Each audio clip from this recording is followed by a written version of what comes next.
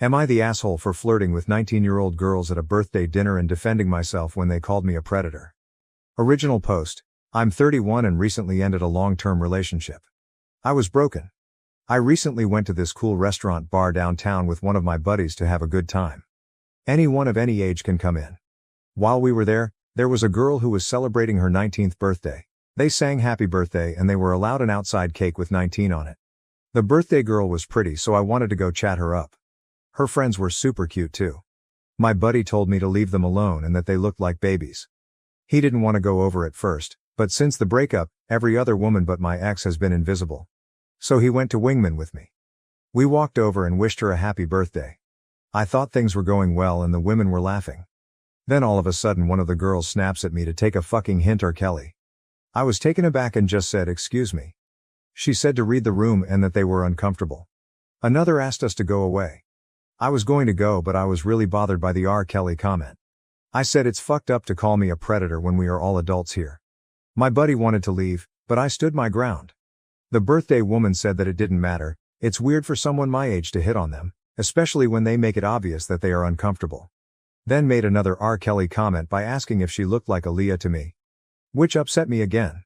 I apologized for making them uncomfortable, but that didn't give them the right to call me a predator. One of the women said it was a personal problem. I said that adults are allowed to hit on the adults. It's not a crime. One woman just asked why I was still standing there and yelled at me to go away. I was pissed off, and when I left, their entire table was singing Remix to Ignition and laughing their asses off. I was furious and humiliated. When we sat back down, I was seething. My buddy said that it was my fault for not seeing the signs that they were uncomfortable. To him it was obvious, so he wanted to go. He called me delusional. I pointed out that they were laughing and he said it was just uncomfortable laughter. I told him that I had every right to be mad about being called a predator when they were all 18. 19. It's a horrible accusation to make. My ex was 6 years older than me. He said that they weren't calling me a predator, just weird for going for teens. He said it was wrong of them to sing after me and that was bullying. But I should have left long before that. I felt like he should have stuck up for me. Was I wrong for sticking up for me or for hitting them in the first place? I was respectful and not creepy at all too. Edit. For the record, I do date women my age and older. This was the first time I approached much younger women. Edit. Alright guys, I get it. I let my pride get in the way of things here. Can't fix it, we'll do better next time. Relevant comments. Comment 1, YTA. For being creepy, not taking a hint, and arguing about it to women who asked you to leave. You're upset about being called a predator but don't seem to care that your inappropriate behavior made a group of women in public feel uncomfortable. Comment 2, typical nice guy.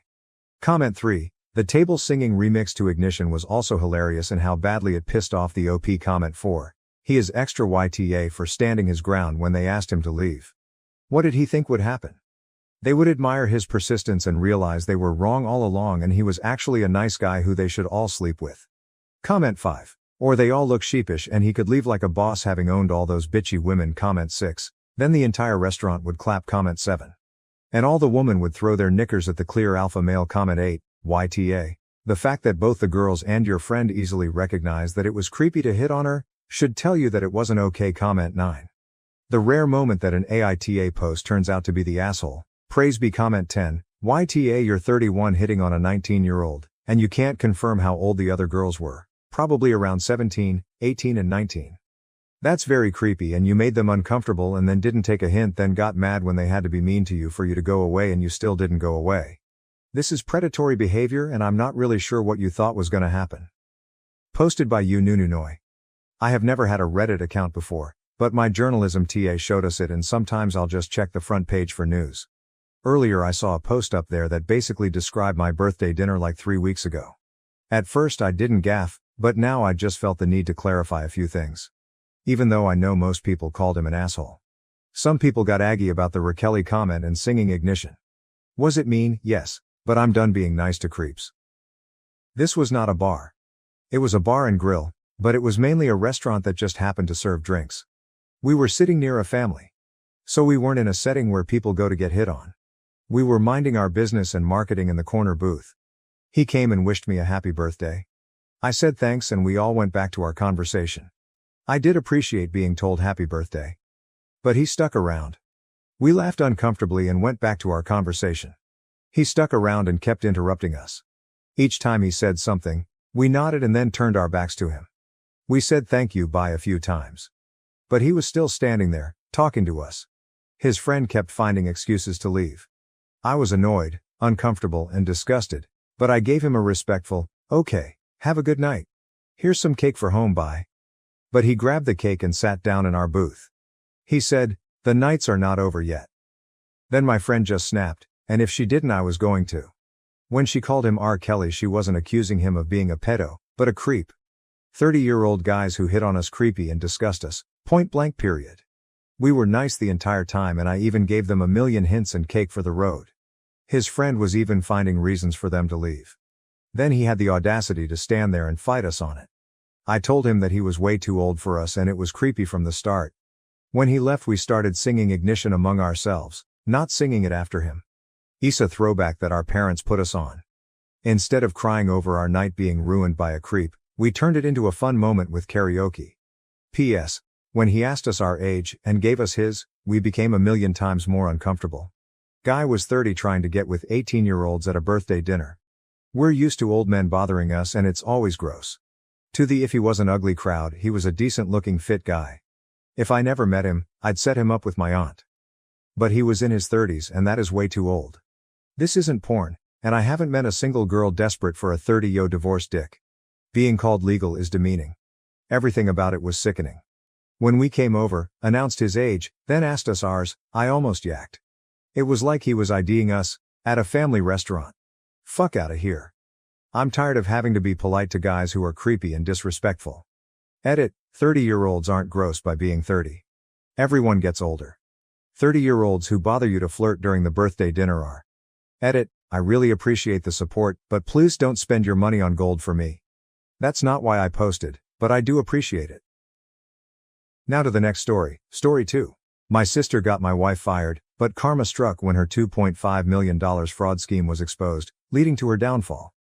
Thelma, 35F, my sister, who is 32M, has always been fiercely competitive with everyone, particularly when it comes to professional accomplishments. Since she was a straight-A student who was accepted into a prominent college and immediately after graduation found a distinguished career, Thelma was always our parents' golden child. Thelma never forgot that I was a more typical student who took a few years to figure out what I wanted to do. Being the successful member of our family has become Thelma's entire identity. She is a senior manager at one of the leading IT businesses in our city. Her accomplishments are continuously praised by our parents, who also use her as an example for the rest of us to follow. She lives in a fancy home in the greatest area of town and earns a very decent living. Every family get-together becomes an opportunity to highlight her most recent bonus or promotion. 3 years ago, while both of us were speaking at a tech conference, I met my wife, Libby, 30F. Libby had the most amazing work ethic I had ever seen, and she was intelligent and motivated. She was from a very different family than ours. When she was 6 years old, her parents left Vietnam and took on several professions to support themselves. While maintaining stellar marks and eventually receiving her degree in computer technology, Libby had to work during high school and college to support her family. The thing that truly appealed to me about Libby was her humility in spite of her success. She never disparaged others or boasted about her achievements. Rather, she was constantly attempting to guide younger developers and make others successful. We bonded right away since we both enjoy coding and solving problems, and last year, after 2 years of dating, we were married in a modest ceremony. Thelma had never been fond of Libby. I initially assumed it was simply her customary aloofness toward strangers, but it soon became apparent that Thelma viewed Libby as a danger. Thelma would frequently make subtle jabs about how Libby was squandering her skills at a smaller company, despite the fact that she was leading the engineering department at her startup and producing creative work.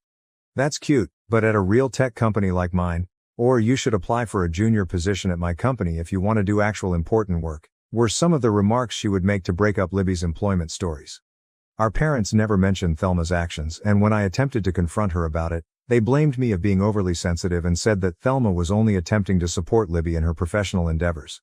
Libby never took the bait or got into a fight with Thelma, and she always responded to her remarks with elegance. To Thelma's seeming annoyance, she would simply smile and shift the topic. When Libby received an amazing job offer from the same business where Thelma works, but in a different department, 6 months ago everything truly came to a head. Better income, more responsibility, And the opportunity to oversee significant initiatives that could significantly impact the industry made it Libby's ideal position. She would be in charge of financial technology integration across several divisions, which was Libby's area of expertise at her firm. Thelma usually dominated the conversation. So when we broke the news to her during a family dinner, she became extremely silent. Our parents were ecstatic, discussing how the sisters-in-law could get together for lunch and how wonderful it would be to have both of their daughters working for the same esteemed organization. Thelma merely shoved food around her plate and said something ambiguous about how hiring practices must be evolving. Libby was doing well when she started the job. She was already making strides toward simplifying some of their antiquated systems, and her team adored her. Every day, she would return home with excitement, sharing with me the difficulties she was facing and the advancements she was making. She was happier than I had ever seen her in her career.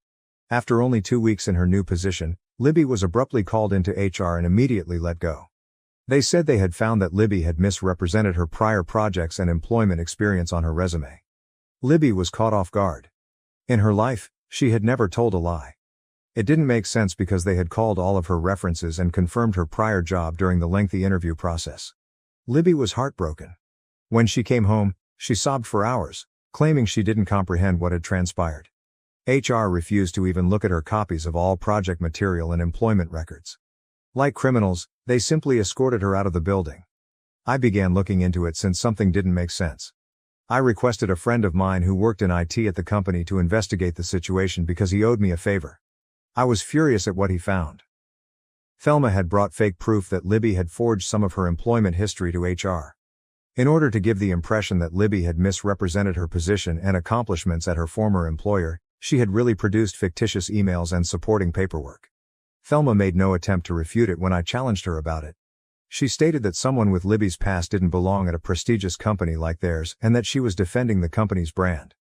She blasted Libby for not being our kind of people, and expressed her frustration at seeing underqualified diversity candidates occupying unworthy positions. My sister's candid discussion of her preconceptions was something I had never heard her do before, and it sickened me. I expected our parents to be as appalled as I was when I told them everything. They said that rather than making a huge deal out of it, we should deal with it within the family. They stated that Thelma most likely didn't mean any damage and was simply anxious about her job. They advised Libby to simply look for new employment and move on, stating that there were many other organizations that would be better suited for someone with her experience. Karma caught up to Thelma last week. Her own supervisor found out that she had been fabricating reports to exaggerate the performance of her team. She was promptly fired. Now that she needs money to pay her mortgage and other payments until she gets a new job, she is frantically texting and calling me. It seems that she has already spent all of her savings on her opulent lifestyle. Our parents are placing a lot of pressure on me to do the right thing and help Thelma maintain her house because they believe that family comes first and that she's still your sister. They keep stressing that Thelma made a mistake but that she is family, while Libby is just an in-law. I declined. Just as she left Libby alone after purposefully ruining her career, I told Thelma she was on her own.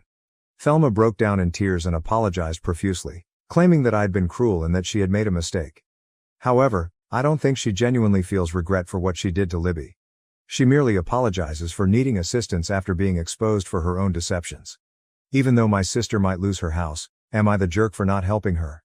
Although it's not as good as the job she lost, Libby has since obtained another one.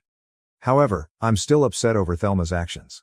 I don't think I can ever forgive someone who intentionally wounded my wife because of their own prejudices and anxieties, despite our parents' constant insistence that I'm being too harsh and that I need to forgive my family. Update. Since my last post, things have become a lot messier.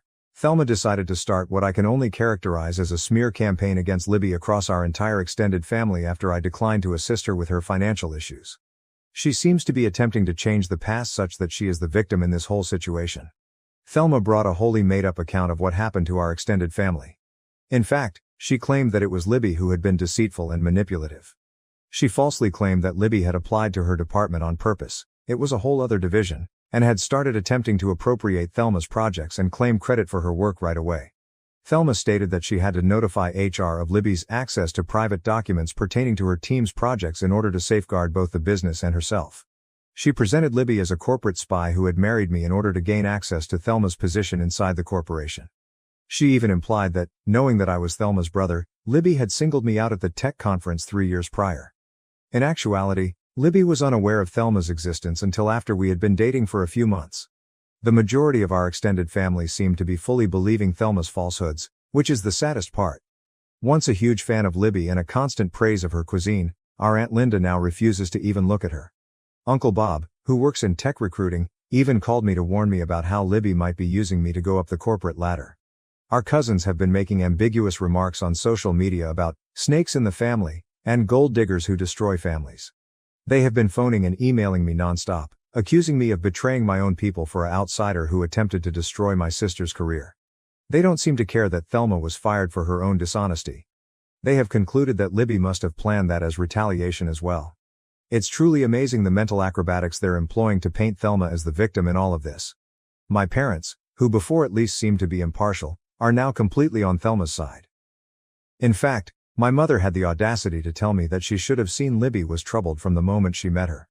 Along with other blatantly racist remarks that sickened me, she said things like, people from her background often have different values about honesty. Go back to her own community where she wouldn't cause problems for our family, my dad advised Libby. Our youngest sister, Amy, 28F, is the only one who has defended Libby, and her revelation has altered my entire understanding of Thelma. At last, Amy broke down and shared with us a story that occurred 5 years ago. Shortly after graduating, she had applied for a junior job at Thelma's company. She aced every interview and had outstanding credentials. Her application was abruptly denied because of character issues, even though the team wanted to recruit her. Amy learned that Thelma had also gone to HR at the time with unfounded claims that Amy had cheated in college. It seems that Thelma had fabricated emails from Amy's college to bolster her allegations. Thelma had threatened to use her connections to blacklist Amy in the industry if she ever told anyone, so even though Amy was distraught, she kept silent about it. Amy was so disturbed by the incident that she ultimately accepted a job in a totally other industry. Thelma lost all control when Amy told her account in our family group chat and included screenshots of Thelma's threatening communications from that time. At 11 p.m., she stormed into Amy's flat, banging on the door and yelling that Amy was a traitor who was attempting to ruin her life. Amy claims she had no idea what secrets Thelma was referring to, but she was threatening to reveal all of her secrets. Additionally, Thelma promised to ensure Amy never again worked in the city. Amy had to call the police to get Thelma off the property because she was so scared. It's terrifying to hear my sister sound so insane after she captured a portion of Thelma's breakdown on her phone. Thelma was even more incensed after the cops warned her about harassment. Our family is now utterly divided. Our parents continue to support Thelma, claiming that Amy must have misinterpreted what transpired 5 years ago and that she is merely envious of Thelma's accomplishments. In an attempt to portray Amy and I as permanently jealous troublemakers, who are just out to harm poor, successful Thelma, they are accusing us of being disloyal and ungrateful for banding together against our sister when she is already down. They have even begun bringing up all of our childhood transgressions. I've begun compiling all of the proof of Thelma's behavior, including the police report from her breakdown, the testimonies from coworkers who saw her behavior, the phony emails she made about Libby, and the threatening text she sent to Amy.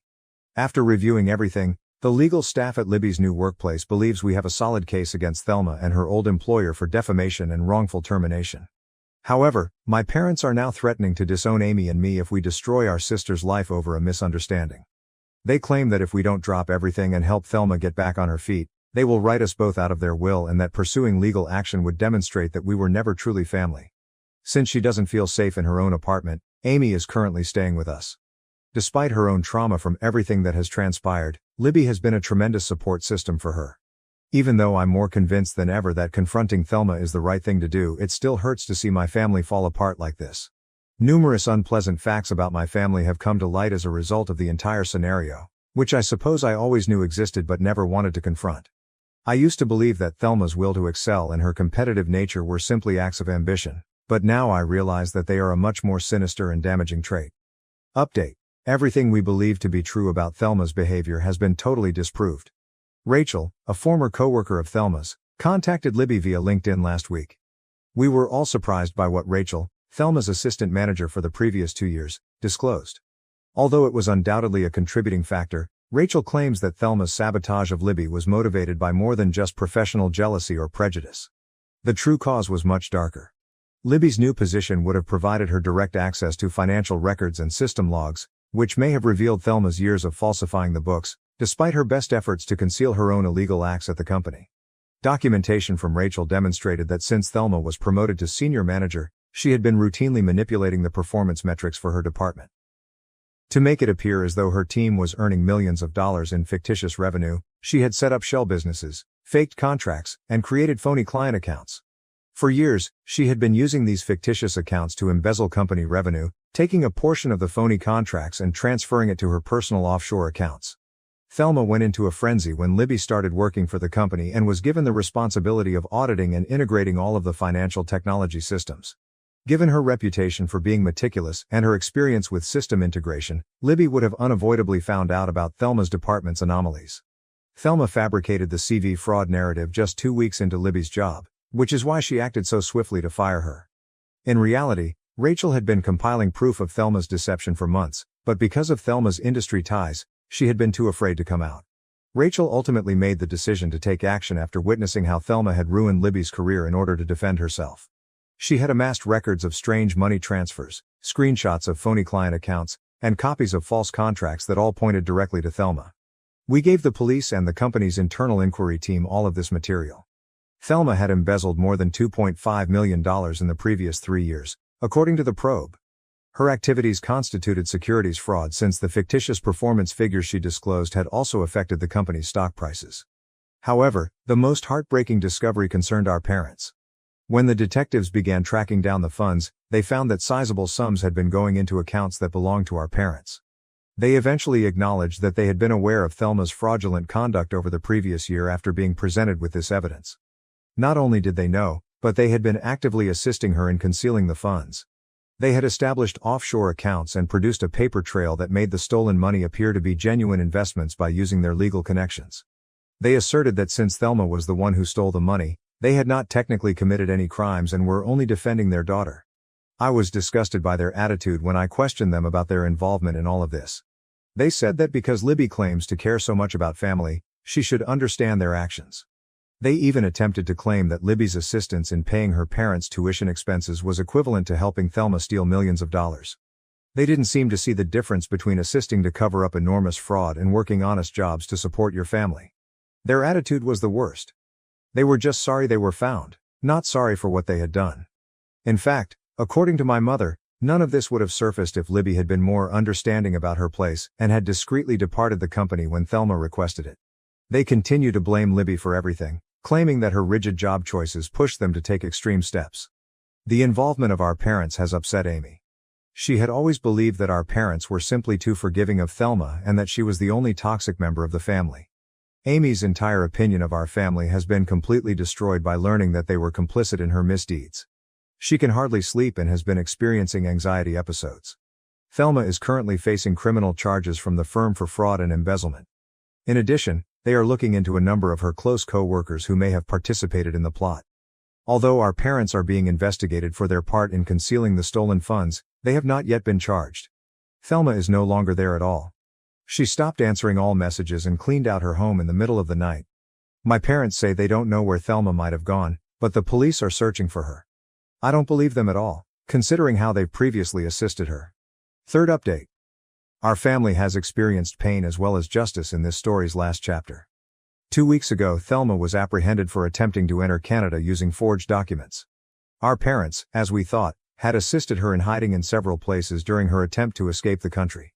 In order to escape a longer term, she ultimately accepted a plea bargain.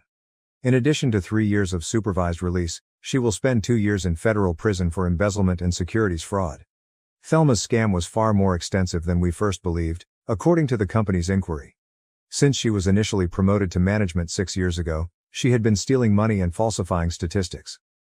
In order to hide her tracks, she had also been blackmailing a number of lower-level staff members, threatening to destroy their careers in the same way that she had done to Amy and Libby. All of this has been made possible by the tremendous assistance of Libby's new employer. Following the public revelation of Thelma's transgressions, Libby received a formal apology from her previous employer along with an offer to resume her job. They have given her a sizable payout for wrongful termination in addition to returning her to her previous position with a promotion and full back pay. More significantly, they are putting new rules into place to stop discrimination against workers from immigrant backgrounds and HR fraud. Our parents are dealing with the fallout on their own. Their cooperation with investigators helped them avoid criminal charges, but their role in Thelma's crimes is now well known in our town. Since the partners didn't want to run the risk of their reputation being damaged by association, they were compelled to leave their legal practice. They no longer hold the same position in all of the social circles they once controlled, and the majority of their pals have turned away. Rather than expressing regret, they have intensified their efforts to place the blame on others. Before Thelma was sentenced, they even attempted to write a letter to the judge accusing Libby of manipulating circumstances to accuse Thelma out of jealousy. Given the strong proof of Thelma's culpability, the judge was not impressed. Additionally, they attempted to accuse Amy and I of plotting with Libby to embezzle Thelma's money and blame her, but this desperate attempt clearly failed. Amy has begun to put her life back together. While she searches for a new job away from our parents' influence, she has temporarily moved in with us. The business has also extended an offer to her, admitting that Thelma's bogus accusations were the reason behind her dismissal 5 years prior. After years of Thelma's manipulation and our parents' toxic behavior, she is finally receiving therapy. Her gradual recovery of confidence and realization that none of this was her fault is truly remarkable. Libby and I have stopped communicating with my parents and Thelma altogether. Our lawyer has made it plain that any attempt to get in touch with us will be viewed as harassment, and we have blocked them everywhere. Building our own family with individuals who share our values of integrity and support for one another is our main goal. After seeing all the proof, a number of our cousins who at first thought Thelma was lying have apologized, and we're carefully mending our ties with those who appear to be truly sorry. Some family members continue to maintain that we ought to have kept matters within the family and protected Thelma. Last week, my aunt called and said that we are bad people for allowing Thelma to go to prison and that real families stick together no matter what. However, Thelma's total lack of regret, even in court, has only served to reinforce our decision. She merely expressed regret for trusting the wrong people, specifically Amy and Libby, to reveal her wrongdoings. We have learned from this entire experience that sometimes the family you choose matters more than the family you are born into. Instead of the poisonous allegiance and corruption that Thelma and our parents attempted to impose on us, Libby, Amy and I are forging a new sort of family founded on integrity, respect and genuine support. Now to the next story, Story 3. I found out my parents funded my sister's secret family for years while ignoring my son's medical bills, leading to his death. I never thought I'd write this, but my family's tragedy has utterly ruined me. It tells the story of how my sister and dad betrayed me, causing my 2-year-old son to die. There were 4 of us growing up: my mom, 58F, a math teacher at the local high school; my older sister Sarah, 35F; my dad, 60M, a senior insurance agent at a large firm; and myself, 28F. We appeared to have a lovely life and lived in a nice area, but there was always one major issue: my parents' intense preference for Sarah. Favoritism began at a very young age. Sarah had ballet classes, painting lessons and piano lessons throughout elementary school. My parents told me we couldn't afford 2 kids participating in extracurricular activities when I begged to join any. While I wore her hand-me-downs, Sarah purchased new clothes from the mall. I used her old phones till they broke, but she always acquired the newest iPhone models. Sarah requested braces at the age of 13. Without hesitation, my parents paid $6,000. When my dentist informed me a year later that I also required braces, they indicated we would have to wait due to financial difficulties. I still have crooked teeth at the age of 28, and I never got them. Sarah received a brand new Honda Civic for her 16th birthday. They advised me to work and save money for a car of my own when I became 16. I only bought a used Toyota that broke down after 6 months of working at McDonald's after school for 2 years. All the way through high school, the trend persisted. While I had to work part-time jobs to pay for necessities like clothes and school supplies, Sarah was free to concentrate only on her education and enjoyable hobbies. When it came time for college, I had to start at a community institution, but Sarah attended a pricey elite university. My parents covered all of her costs, including a condo close to her college and a semester abroad in Paris. To pay for my textbooks and bus fare to school, I worked 2 jobs, one as a campus library assistant and another at a coffee shop. After transferring to State University, I was in my 3rd year when I met my spouse, James, 30M. He worked part-time at the college IT department while pursuing an engineering degree. I felt like someone actually cared about me for the first time when we started dating. James was also from a middle-class family, but when he was in high school, his parents died in a car accident. He worked hard to pay for college while living with his aunt during high school. Before we were married, we dated for 3 years. We were saving money for a down payment on a house, so I planned a little courthouse wedding, but James felt that since it was a once-in-a-lifetime event, I should have a genuine wedding. We organized a little ceremony for perhaps 50 people in a nearby church. Sarah said she had an important work meeting, therefore she didn't arrive. Sarah had arranged a family vacation for that weekend, so my parents nearly skipped it as well. When my mom's sister confronted them about it, they abruptly changed their plans. Tommy was born to me 2 years after we were married. With terrible morning sickness and gestational diabetes, the pregnancy was difficult from the beginning. The worst news arrived in 32 weeks. Doctors discovered Tommy's significant cardiac issue during a routine scan. They stated that beginning immediately after delivery, he would require multiple procedures over the course of his life. Despite our grief, James and I were committed to doing everything in our power to ensure our son's health. The day following Tommy's birth, his first surgery was performed. Although the majority of the $150,000 was covered by insurance, we still had to pay $30,000 out of pocket. We took out loans and spent all of our savings. James began putting in extra hours at his engineering job and taking on weekend freelancing work. I was caring for Tommy while working from home as a virtual assistant. Tommy had to have another operation 6 months later. I turned to my parents for assistance because we were already having trouble paying for the initial operation. They had just returned from a Mediterranean cruise with Sarah that lasted 2 weeks. I stated to them that we had previously sold our car and made every feasible cut while displaying all of our medical expenses. They claimed they couldn't help since they were facing financial difficulties. I didn't know the truth, so I trusted them. We barely made it for the following year and a half. James put in 80-hour weeks until he became so worn out that he passed out on the job. I started taking on additional virtual assistant jobs and began using eBay to sell items from our home. During this period, my parents took 3 family holidays with Sarah and gave her a brand new Mercedes for her birthday. They said that because Sarah worked well in finance, she was responsible for paying for all of these. This turned out to be a lie. Tommy deteriorated significantly last month. His heart suddenly stopped working correctly, necessitating emergency surgery that would have cost $50,000. We didn't have a method to get that much money fast, and our insurance had hit its annual cap. I begged my parents for assistance once more, this time down on my knees. I offered to sign a formal agreement promising to give them our house, double the money they owed, and anything else they desired. They declined once more, stating that recent medical expenses had depleted their savings. We were unable to pay for Tommy's surgery, therefore he passed away 2 days later. He had just turned 2. My parents claimed they had to assist Sarah with an urgent matter, so they barely stayed for 30 minutes at his burial. While tidying Tommy's room yesterday, I discovered my dad's old phone beneath the bed. He must have lost it when he was there 3 weeks prior. I checked the phone, which was still functional, and discovered hundreds of texts between Sarah and my parents. I learned the truth in this way, and it ruined what remained of our family. Sarah had been leading an entirely different life, one that none of us were aware of, according to the texts. She had 3 children in Florida with a man named Mark after 7 years of marriage. All this time my parents had been providing for them financially by giving them large sums of money each month. I read through all of the messages for 5 hours. My parents send Sarah $5,000 a month to cover everyday expenditures. Each of her 3 children attended a private school that they paid $2,000 a month for. They provided coverage for their family's trips to Hawaii and Europe. They spent $400,000 last year on a Hamptons vacation home. My parents even covered the cost of their weekly lawn care and house cleaning service. The most recent correspondence concerned Sarah's desire to purchase a beach property.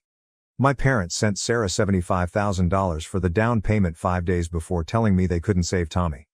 Additionally, there were notes about the 3 new iPads and game consoles they had already purchased for Sarah's children as Christmas gifts. The gifts that each child received exceeded the expense of Tommy's surgery. Our monthly family dinner was held today. Every month on the last Sunday, my aunts, uncles, and cousins all gather at my parents' house. In an effort to keep the family close, my mom established this custom 5 years ago. Typically, about 25 individuals show there. Sarah consistently excused herself from these dinners by citing work obligations. I now know that she was in Florida with her clandestine family. I went to supper with my dad's phone. I used screen mirroring to link the phone to the TV after everyone had finished eating and gone to the living room for coffee. I displayed the financial transfers, the communications, and the pictures of Sarah's covert existence to everyone. I told her how my parents refused to help save their dying grandchild, but had paid her $75,000 for a beach house. My mother began to cry and reached out to give me a hug. I stepped back from her. Sitting there, my dad gazed at the floor. With a sneer on her lips, Sarah, who had actually attended this meal for the first time in years, simply sat on the couch. She informed everyone that I was being dramatic as usual and that they should realize that she had 3 children to support and so needed the money more. I questioned her about if Tommy's life was more important than her children. I was crazy for drawing similarities, she said. My mother made an effort to clarify that Sarah was their top priority as she had always required more assistance and had been more emotionally sensitive. My dad went on to say that they assisted Sarah because she lacked my strength and independence. My Aunt Susan questioned them about how they could afford to spend thousands on Sarah's beach mansion and still allow their grandson to die. My parents couldn't respond. Other family members began inquiring about the several occasions my parents and Sarah had taken out loans from them under the pretext of crises. Sarah became irate and said that I had no right to reveal her personal information. She claimed that if anyone learned about this circumstance, her children would suffer from trauma. I informed them that they were no longer my family. In order to purchase a beach property for Sarah, they witnessed the death of my son. I told them that their decisions had killed them, just as Tommy had died. Sarah began to yell that I was jealously attempting to ruin her life. She claimed that because our parents loved her more, I had always envied her. I banned their numbers after leaving their home. I was followed by several family members who promised to help me if I decided to file a lawsuit. Sarah and my parents have been blocked on social media by the majority of my cousins, but some relatives are emailing me to say that I went too far by disclosing Sarah's secret in public. They believe I ought to have dealt with it in private. James agrees with my decision to stop communicating with them, but he believes there was a better way for me to reveal the truth. I don't care anymore, but he is concerned about how this may impact our ties with our extended family. Instead of protecting their grandson's life, my parents decided to fund Sarah's opulent lifestyle, which is why my son is dead. Update. Since I revealed Sarah and my parents during the family dinner, a lot has transpired. Over the years, more relatives have come forward with tales of my parents' deceit and Sarah's manipulation. I'm more and more aware of their deceit with every new story. 3 days after the dinner, I received a call from my Aunt Linda. She sobbed as she informed me about last year's $30,000 loan to Sarah. According to Sarah, her oldest kid developed appendicitis and required emergency surgery. Because she didn't want another child to go through what Tommy had gone through, Linda spent all of her retirement funds to assist. Later, Linda learned that there was no operation. Sarah installed a pool and updated the kitchen at her beach house using the funds. The story of my cousin Emily was even worse. She visited my home last week and told me something that made me feel nauseous. Emily was engaged to Mark, Sarah's husband, 8 years prior. After graduating from college, Emily and Mark became engaged. They sent out invites, organized a lavish wedding, and Emily even purchased her own gown. Mark went missing 2 weeks prior to the wedding. He wrote a note stating that he wasn't prepared to get married. After having a breakdown, Emily required 2 years of therapy. She is aware of the reality now. While Mark was engaged to Emily, Sarah had been seeing him in secret for months. He was persuaded by Sarah to abandon Emily and follow her to Florida. My parents were well informed. They assisted Sarah and Mark in choosing their Florida home.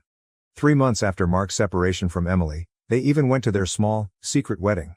They were aware of Sarah's actions and watched Emily battle sadness the entire time. 2 more stories were then released. I was discovered on Facebook by Tom, Sarah's first husband. Sarah's previous marriage to Mark was unknown to me. Soon after graduating from college, Tom and Sarah were married and had a daughter. Sarah emptied their bank accounts and vanished when their daughter was 2 years old. She seized all of Tom's inheritance from his grandmother, along with $40,000 from their savings. Sarah informed everyone that she had to leave because Tom was abusive. Sarah's falsehoods cost Tom his job, his home, and almost their daughter's custody. In order to obtain child support for their now 15-year-old daughter, he had been looking for Sarah for years. Sarah's whereabouts were always known to my parents. They assisted Sarah in creating fictitious documents demonstrating that she was in danger from Tom and paid attorneys to contest Tom's custody claims. Everything became worse when James discovered something in our safe deposit box last week. Like they said they did for all their grandchildren, my parents set up a trust fund for Tommy when he was born. They committed to investing $1,000 each month until he became 18. There should have been more than $100,000 in the trust. We discovered records that demonstrated they had been moving all of the funds to Sarah's children's accounts. James continued searching through our documents and discovered further proof of their dishonesty. My parents were retired and on fixed incomes, so each time we filed for financial aid for Tommy's medical bills, they wrote letters to the hospital stating that they were unable to assist. However, their bank records reveal that they were simultaneously sending Sarah sizable sums. I was contacted over LinkedIn by my dad's secretary. According to her, my dad had been assisting Sarah with corporate funds, classifying the transfers as business costs. In order to demonstrate that Sarah was a business consultant for his insurance company, he fabricated paperwork. According to the secretary, he had sent more than $200,000 in business funds to Sarah throughout the previous 3 years. According to my mom's best friend, who also works at the same school, my mom has been embezzling money from the school's fundraising accounts in order to give it to Sarah. She changed the records to hide it. Each year, the school generated funds for the medical emergencies of its students. This fund was overseen by my mother, who also had access to every account. Since I blocked Sarah, she has been attempting to reach me from several phone numbers. She occasionally threatens to sue me for violation of privacy and defamation. At other times, she calls in tears and says that Mark is questioning her about her history and she wants my assistance. She said in her voicemail yesterday that if I didn't stop anyone from looking into her finances, she would tell everyone that I had abused Tommy. Yesterday, my parents issued a letter via their attorney. They said that if I agreed not to sue them, they would create a new trust fund for my future children. To demonstrate their good faith, they promised to contribute $200,000 right away. They also wanted me to sign a non-disclosure agreement in the letter, which said that I would never speak about Sarah's life or how they helped to sustain her financially. A number of family members have severed all communication with Sarah and my parents. After learning of what transpired, my dad's golfing pals have ceased inviting him to their weekly events. The other members of my mom's book club, who were primarily the parents of her students, no longer wanted to get out with her, so she had to dissolve it. The most challenging aspect is that pictures of Sarah's family traveling to upscale locations while Tommy was ill kept turning up. The same week that we were pleading with my parents to contribute to Tommy's last surgery, someone discovered photos of Sarah's family at Disney World. The matching outfits Sarah's children are wearing in the pictures cost more than what we had to buy to save my son's life. Second update. Our attorney discovered something that clarifies a lot of my parents' actions, particularly their strong preference for Sarah. Sarah is not their biological daughter, as we found out. At the age of 2, she was adopted. They didn't tell anyone, not even Sarah. While our lawyer was looking into the missing trust fund funds, the adoption documents surfaced. Sarah was adopted by my parents following my mother's 4 miscarriages. Because they were concerned that it would impact Sarah's feeling of family, they chose to keep the adoption a secret. Not even our grandparents were informed. In order to avoid being questioned about the unexpected arrival of a 2-year-old, they relocated to a different city immediately following the adoption. The attorney also discovered proof that my parents had assisted Sarah in her scam throughout the years. My parents hired someone $155,000 to fabricate transcripts indicating Sarah graduated with honors after she left college after 2 years. They had a business associate of my dad write fictitious work references for her. Sarah never worked anyplace. All of the jobs she claimed to have had throughout the years were fictitious. In order to obtain credit cards and loans, my parents assisted her in fabricating an identity. They obtained phony papers by using my dad's contacts at the insurance firm.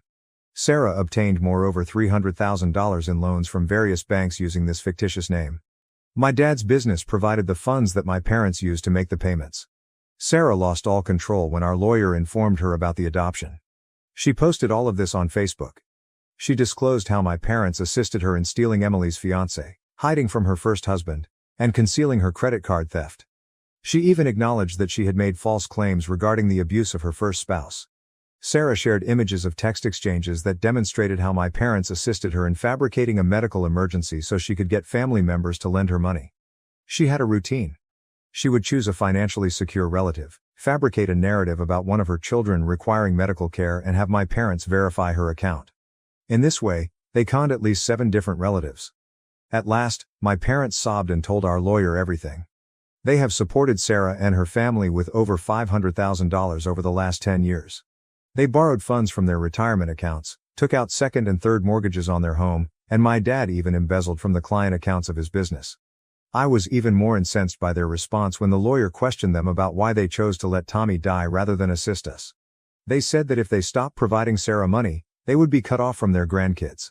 According to my dad, if the kids ever stopped supporting Sarah's lifestyle, she had threatened to vanish with them. My mother acknowledged that she was aware of Sarah's scheme to take Mark away from Emily. She claimed that Sarah had confided in her that she would stop at nothing to win Mark's affection. Rather than intervening, my mother assisted Sarah in setting up private sessions with Mark. Even the note that Mark left for Emily was written with her assistance. Our lawyer now works with Tom, Sarah's first husband. He has evidence that my parents assisted Sarah in fabricating accusations of domestic abuse against him. To fabricate medical records indicating injuries, they hired a physician. With the aid of these documents, Sarah was able to get restraining orders against Tom, which barred him from visiting his daughter for several years. When my dad's business learned about the stolen funds, an internal investigation was launched. He had been fabricating insurance policies and keeping the premiums, they found out. He used the funds to support Sarah and created policies for non-existent people. He was dismissed by the corporation and is facing criminal prosecution. Concerned about being linked to my dad's scam, a number of his business associates have severed their connections with him. After parents protested that their children were being taught by someone involved in fraud, my mother was forced to leave teaching early. Additionally, the school is looking into the disappearance of dollars from student activities funds. In order to cover their legal expenses, my parents had to sell their home. They could be charged with fraud, embezzlement, and aiding in the creation of fraudulent documents. For making fictitious police reports about her first husband, identity theft, and financial fraud, Sarah is under investigation. Update 3. Over the last 6 months, everything with my family has dramatically changed. In order to settle their legal debts, my parents had to sell their home and the majority of their belongings. They currently reside on the opposite side of town in a little one-bedroom apartment. My dad needs to repay $400,000 that he took from customer accounts after his company won their lawsuit against him. Unfortunately, no insurance firm will hire him, so he is now working as a night security guard. After Mark learned about Sarah's first marriage and all of her falsehoods, her life completely collapsed. Even more information about her past was discovered by the private investigator he hired. Prior to her first marriage, Sarah had another child from a previous relationship. She never mentioned this child to anyone and relinquished her parental rights. The fact that she had left 2 children behind before becoming his wife and father repulsed Mark. Mark obtained full custody of their 3 children after filing for divorce. The judge concurred that Sarah's past of deception and desertion made her an unfit mother. She is not even permitted to visit the kids unattended. Mark and the children returned to their hometown in Texas. He had to obtain a restraining order since Sarah kept creating fresh social media profiles to reach him. Tom, Sarah's first husband, won his appeal for retroactive child support. Sarah was ordered by the court to give him $150,000 plus interest for the years she was missing. They are seizing the meager fortune she received from our grandma last year since she's unemployed. Now 15, Tom's daughter won't talk to Sarah or my parents after finding out that they assisted in keeping her from her father. Because of the stolen fiancé event, my cousin Emily sued Sarah in civil court for mental anguish. Sarah and my parents planned the entire thing months in advance, according to old emails that Emily's lawyer discovered. Because Mark's family was wealthy, they specifically targeted him. Last month, the matter was resolved out of court, but as a condition of the deal, Sarah had to give Emily her beach house. James received an offer of employment in Colorado that had complete medical benefits and higher wages. To start over, we made the decision to relocate. We're keeping it quiet this time, but I'm 4 months pregnant. The only people who are aware of the pregnancy are my Aunt Linda and 2 cousins. We've made the decision to stop communicating with Sarah and my parents. Some family members are still attempting to persuade me to pardon my parents. They claim that my parents have learned their lesson and lost everything. I am constantly getting letters from Uncle Bob about how my parents miss us and cry during family get-togethers. However, I informed him that I don't care about their tears because their decisions caused my son to lose out on his entire life. Last week, Sarah was arrested for attempting to use her children's social security information to apply for new credit cards. She is being charged with identity theft. When she was in jail, she called me to seek assistance with bail money. I banned the phone number of the jail. The only positive outcome of this circumstance is the increased closeness of other family members. In Colorado, my Aunt Linda moved close to us to assist with the impending baby.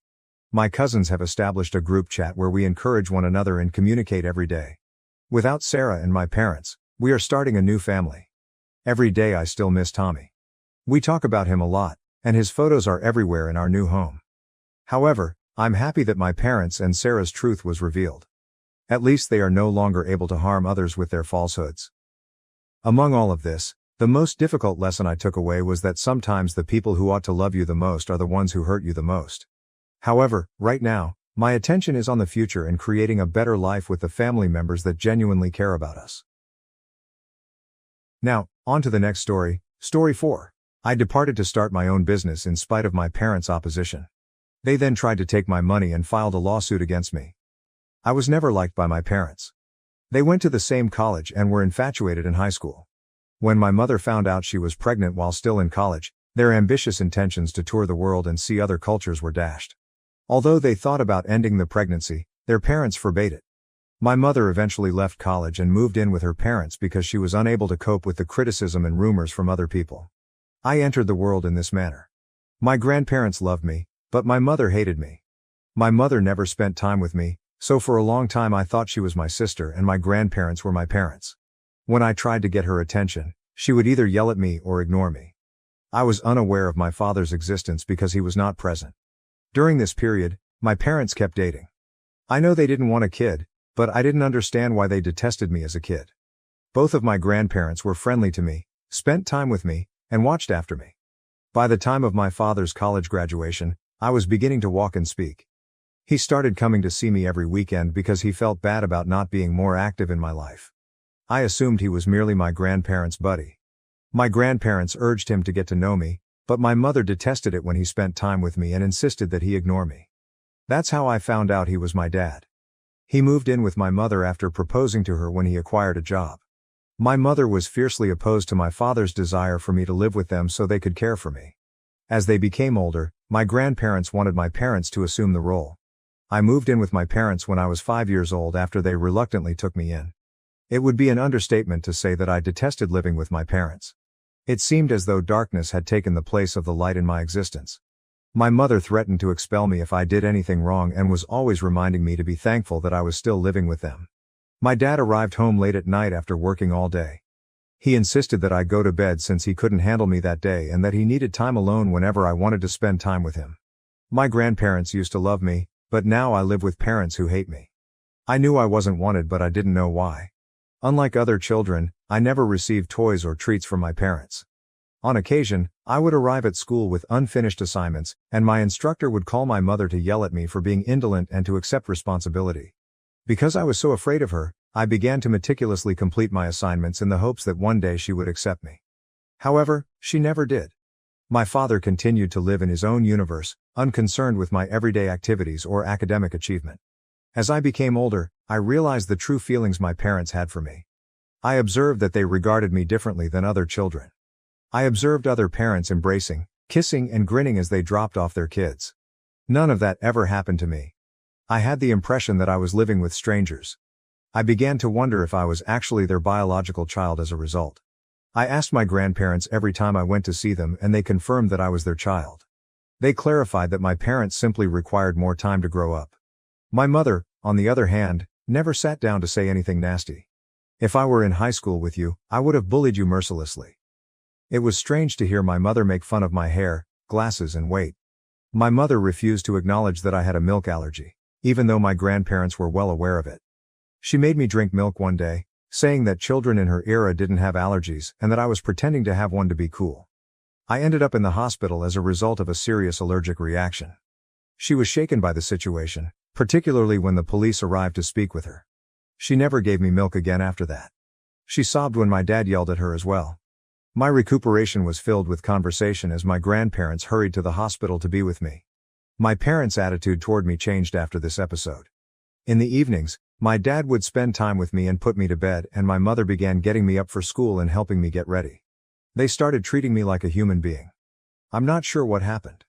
Seeing my dad invite me to watch football games with him or my mom inquire about school was odd but enjoyable. I started to know my parents better in this way. Since I didn't harbor any animosity toward them, I believe I was born with a great deal of empathy. One of my favorite memories of the three of us is going to the beach on the weekends. My parents began to show me some love and I stopped feeling envious of the children in my class. My mom's mother, my grandma, taught me how to crochet, and when I became 15, I realized I had a knack for it. By this point, my grandfather was dead, and my grandma made a few $100s a year selling her lovely handmade crocheted items at the local craft market. I was captivated by the elaborate designs and vivid hues she employed, and I eagerly took in every aspect of her work. I developed a strong desire for making one-of-a-kind and customized goods as I spent more time developing my crocheting abilities under her tutelage. I made the decision to attempt selling my own crocheted goods after being inspired by my grandmother's attitude of entrepreneurship. At the same neighborhood craft market where she displayed her artwork, I set up a tiny stand with her encouragement. The enormous amount of feedback made me understand that I could make money from my interest. As soon as the word got out about my talent, students, acquaintances, and even locals began placing special orders. Customers were intrigued to the idea of owning something handmade and one of a kind, and each piece I created conveyed a story. My abilities and inventiveness expanded along with my modest business. In order to stretch the limits of conventional crochet, I started experimenting with other yarn textures, colors, and patterns. From basic blankets and scarves to elaborate wearables and home decor pieces, my creations have grown throughout time. My resolve to further hone my skill was strengthened by the encouraging comments and recurring business. My grandma advised me to open a savings account in order to better manage my money when I began to make a sizable income. She suggested that I put my salary aside for college. My parents were shocked to learn how much I had been making. And their eyes widened when I told them. They considered crocheting to be a pointless pastime till that point. They really objected when they saw that I was earning a substantial sum of money for my age. My mother forbade me from going to my grandmother's house, and my father threatened to burn all of my crocheted items, claiming he wasn't working hard to pay for my school so I could waste time on stupid things. When I told them that the money I had earned was with my grandma, they called her and began to shout at me. Despite my parents' insistence that they should have every penny, my grandma refused to give them anything when she discovered they were attempting to steal my money. This helped me realize that my parents were still as self-centered and self-serving as ever, despite the passage of time. I was determined not to lose the money that might be used to pay for my college education, and I couldn't give up my love of crocheting. My parents' actions made me question whether they would even pay for my college education, so I decided to take matters into my own hands. I made a plan to spend every weekend working on my designs at my grandmother's house. My best buddy, who was aware of the situation and encouraged me, was the one I lied to when I told my parents that I was staying at their house. We collaborated to complete the pouring orders from customers at my grandmother's residence. My grandmother was essential to the development of my company. In order to reach a wider audience, I also embraced online channels like Facebook, Instagram, and TikTok. Social media has become an effective tool for interacting with other artists and exhibiting my work.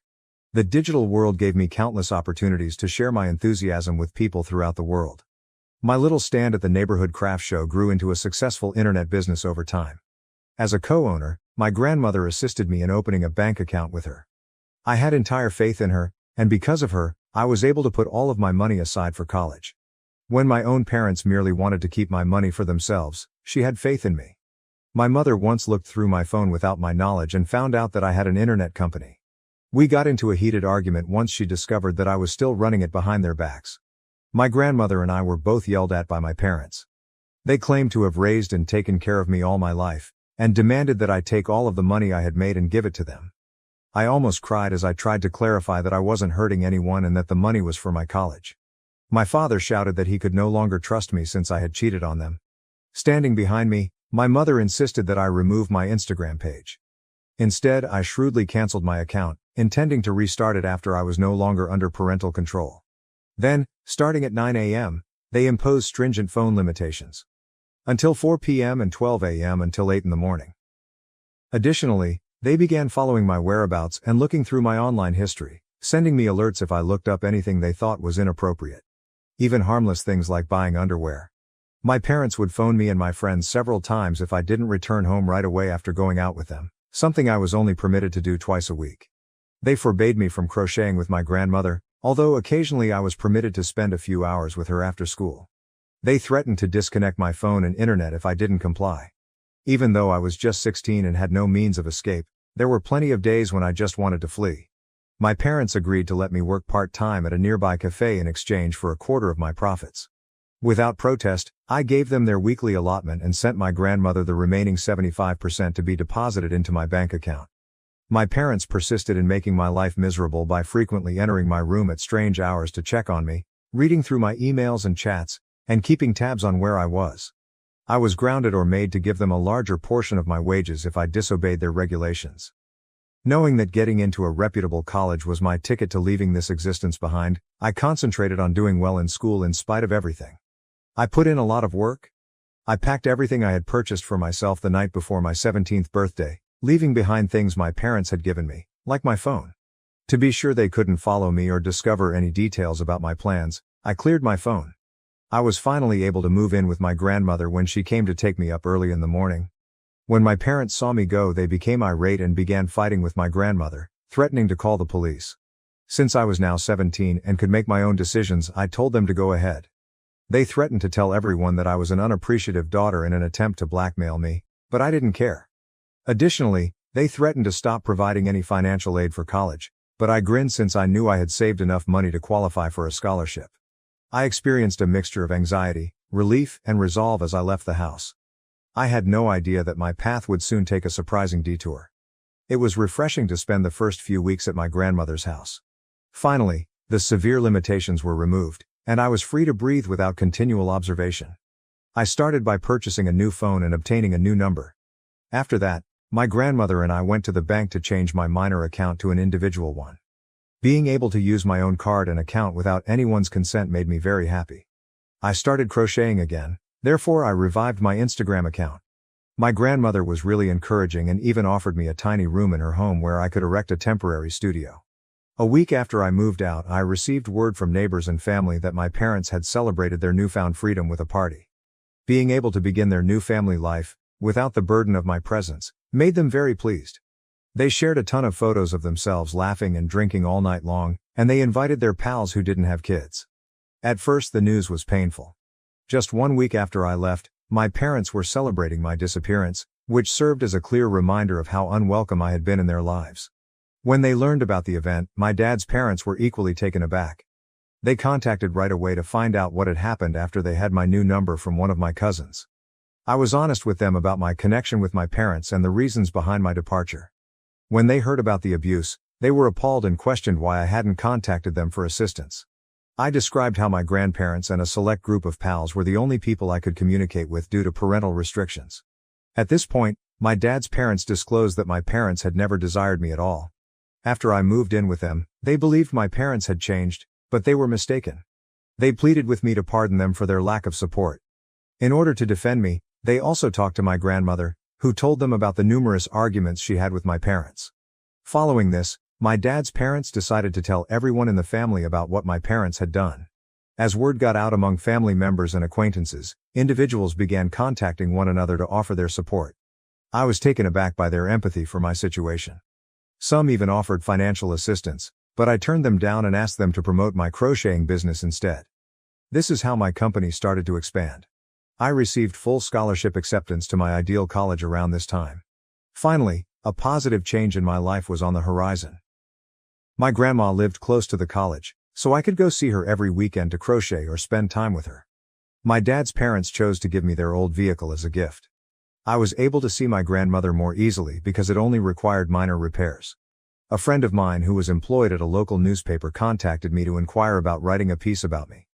Since there weren't many young company owners in our community, she believed that my narrative might encourage other young people to pursue their own goals.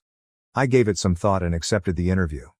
I hoped that if a child out there was trapped in a toxic atmosphere like I had been, they might read my tale and be inspired, but I didn't think it was a huge thing because I still had a lot of work to do on my business. It seemed odd to see my journey highlighted in the paper when the piece was published. Even though it was only a minor accomplishment, I felt proud of the effort I had put into my business in spite of all the challenges for the first time in a very long time. Other family members and friends began to contact me to congratulate me on my accomplishment, and my grandmother was quite proud of me. For me, this was a novel sensation. My parents never encouraged or acknowledged my diligence when I was growing up. My parents called my grandmother and yelled at her after reading the account. They demanded that I publicly give them credit for my business and accused me of betraying them by going behind their back. They had begun to receive criticism from relatives for their domineering actions. Additionally, they threatened to sue me and demanded that I give them a portion of my revenues. I started the business under my grandmother's roof, she told them forcefully, and she challenged them to try to take me to court, which they would undoubtedly lose. I wanted to yell at my parents because I was so upset over their actions, but I knew I couldn't. Instead, I invited my close friends and family to a little celebration that I had planned. Before I left for college, it was an opportunity to celebrate my business and hard work with people who truly loved me, a time I thought I earned. We had an amazing time. Naturally, my folks heard about it and managed to obtain my new phone number. They began emailing me, saying they wished they had never had me and labeling me an ungrateful daughter. My dad even sent me a lengthy text saying that I was squandering money celebrating with other people while he had spent his entire life supporting me. When my parents celebrated after I moved out, was it inappropriate of me to have a party to celebrate with my loved ones? Update 1. I had no idea my tale would become viral when I uploaded it to Reddit. I noticed that my narrative was making the rounds on TikTok in a matter of days. I'm afraid my parents might learn about this. Please pray they don't for me. Many of you have recommended that I permanently block my parents, and I intend to do just that. To let them know how their actions have impacted me, I would like to write them one last email. Despite what some of you have said, I am not a doormat. Since I'm still a young person and my parents are really toxic, it's challenging to cut them off entirely. No one prepares you for what to do when you have toxic parents and need to break off relationships with them, despite society's insistence that parents always want the best for us.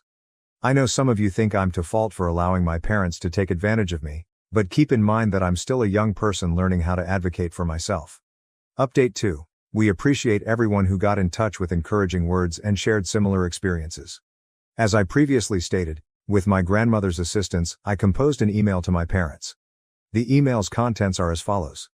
Dear parents, I've given our relationship a lot of thought, considering its past, present, and possible future. I regretfully recognize that, in order to further my personal development and well-being, I must cut off any contact with you too. I longed for your love during my early years and tried my hardest to live up to your standards, but I was never good enough. I have made several attempts over the years to gain acceptance in your life and to understand why you seem to despise me, but I have never been accepted. From my first recollections, when Mom made me drink milk in spite of my allergies, to feeling alienated in my own house, your behavior influenced how poisonous our family is. Nevertheless, I continued to aspire for a connection that never materialized. With Grandma's help, I discovered a sense of purpose and comfort in crocheting, which I believed could help us connect. But as I developed my company, your attempts to manipulate and discredit me have just strengthened my resolve to leave this poisonous atmosphere. Your attempts to control my festivities, threaten legal action, and insist on taking a piece of my hard-earned money just serve to further expose how toxic you are to me. I want you to know that this choice is not meant to be hurtful or retaliatory.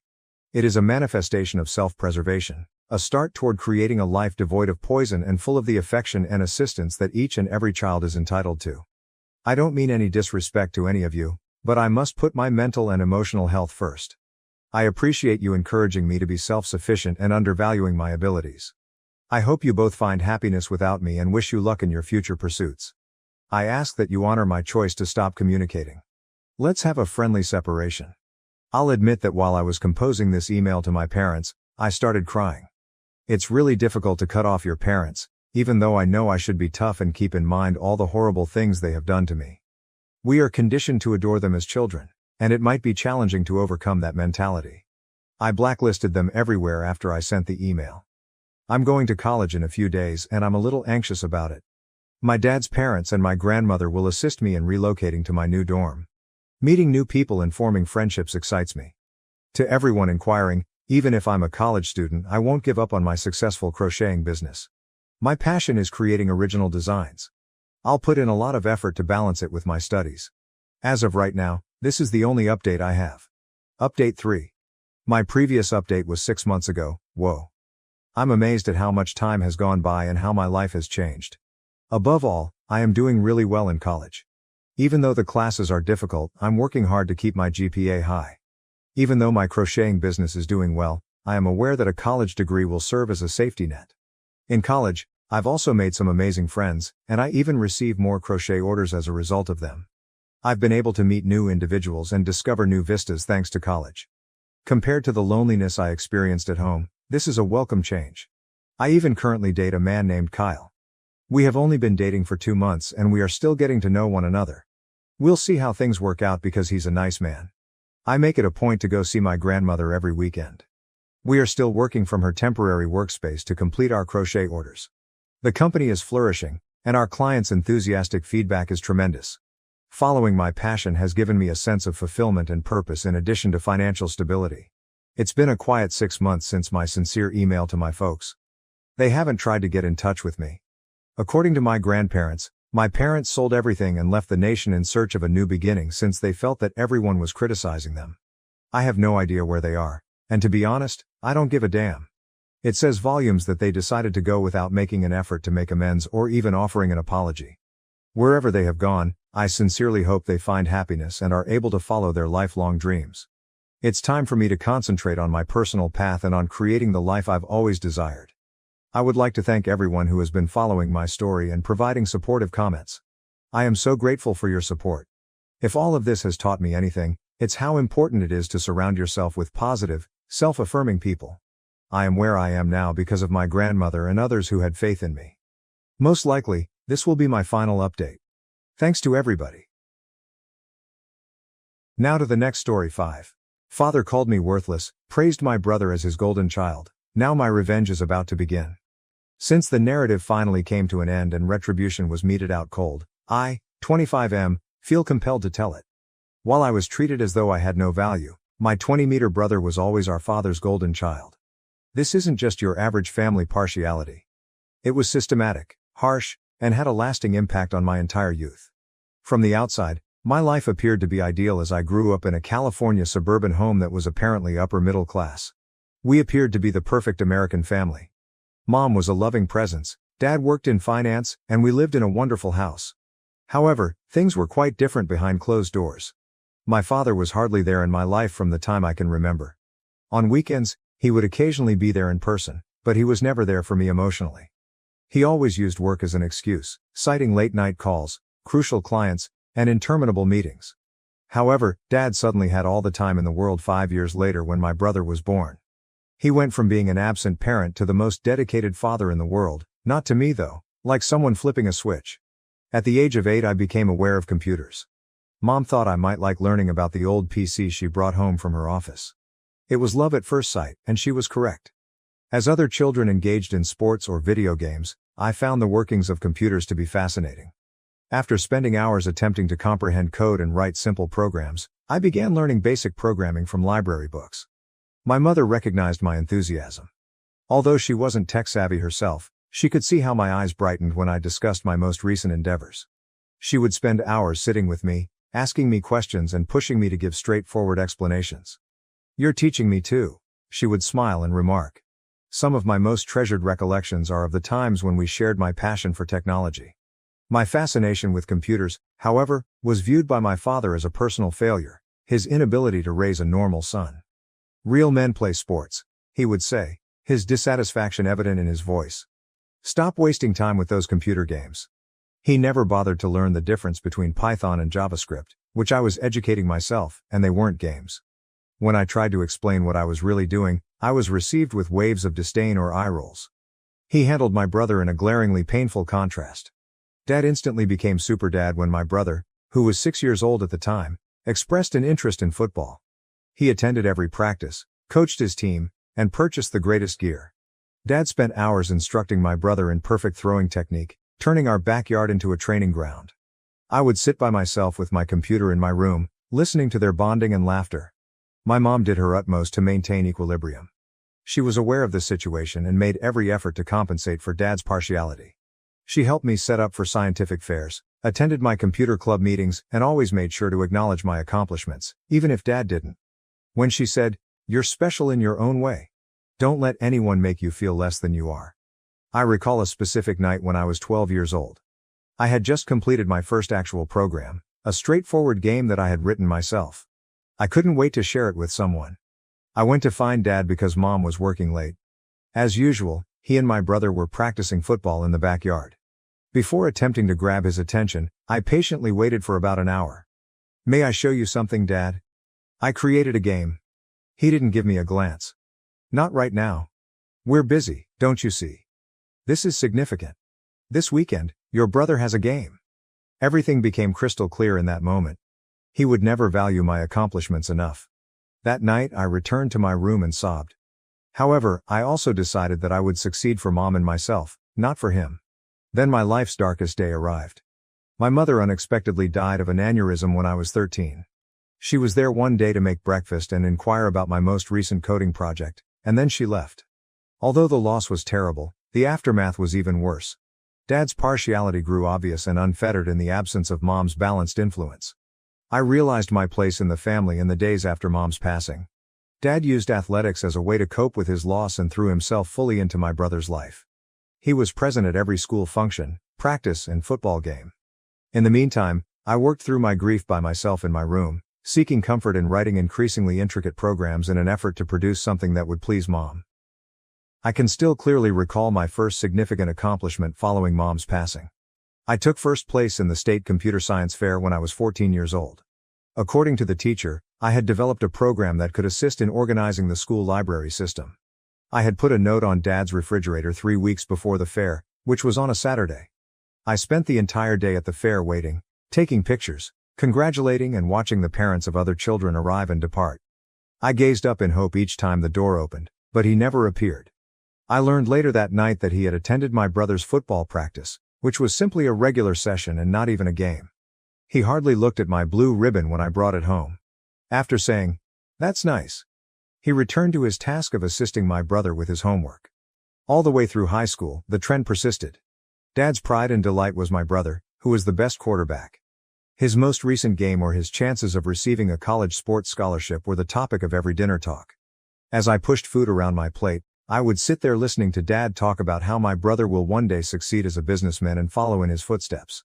I got snide murmurs or outright interruptions whenever I tried to discuss my accomplishments in programming contests or the websites I was creating for nearby companies. Dad would respond, "That's enough about computers," and then return the focus to my brother's most recent touchdown.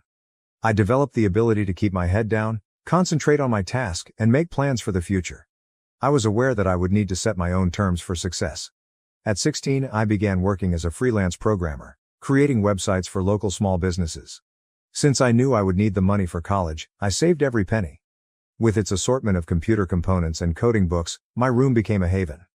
I was wasting my talent, Dad would murmur as he passed, shaking his head. I learned more than simply programming via my freelance business. I gained knowledge of project management, client relations, and business. I had a strong portfolio and a developing reputation in our local business community by my junior year of high school. I was earning a respectable income for a youngster, and some customers even began recommending me to others. I was reminded of Mom by a local bookshop owner who was one of my regular customers. She truly wanted to know what I was doing, therefore she would constantly inquire about my most recent efforts. She said she had never seen someone so young with such a good work ethic and even offered to write me a letter of recommendation for college. My senior year of high school was the true turning moment. A number of renowned computer science schools, including one at a Silicon Valley tech school, had accepted me. Because of my stellar marks, I was even awarded a partial scholarship. However, I still required tuition assistance. I made a thorough presentation for Dad, showcasing my scholarship offers, admission letters, and business strategy outlining how I will continue to support my school through freelancing. I even supplied data regarding possible return on investment and employment opportunities in technology. I prepared for weeks in the hopes that he would eventually be persuaded by a rational, practical approach.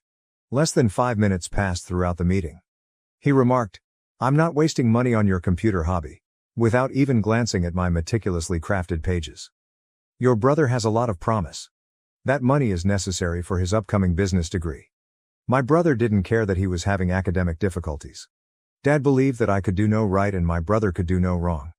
I was unable to contain myself any longer. My voice trembled as I added, "Mom would have supported me. She believed in me." His expression stiffened. "She isn't present, is she? We also do things my way while you're living with me. Instead of wasting time playing with computers, your brother will pursue a legitimate career." I gave my aunt, Mom's sister, a call that evening. After Mom passed away, she continued to stay in touch, occasionally checking in and sending me birthday cards. She remained silent for a while after I explained what had happened. "Your mother would be very proud of you," she continued. "I'll see what I can accomplish." My aunt didn't have much money. Although she was a high school teacher, she ended up being my savior. She offered to contribute as much of her savings as she could. She informed other friends and family members about my circumstances and my potential. With the combined assistance of several of Mom's old acquaintances and my own freelancing earnings, I was able to accumulate enough money for my first year of college. I was determined to make it work, even if it meant taking out loans and working part-time. Dad hardly lifted his eyes from his newspaper on the day I departed for college. My brother didn't say goodbye since he was too preoccupied with football practice. The only person who came to say goodbye was my aunt, who gave me a big hug and gave me an envelope containing some additional cash she had saved. College was enlightening. I was surrounded by people who recognized and valued my love of technology for the first time in my life. My aptitude for programming, which had been disregarded at home, was appreciated. My work ethic and inventiveness were commended by my professors. I poured myself into my education, continuing to work as a freelancer and keep my scholarships. I began creating what would eventually be my key to success during my junior year. It was more than just another software. It was a fix for a prevalent issue I had observed while working as an intern at a number of IT firms. During a late-night coding session, I conceived the concept and felt it had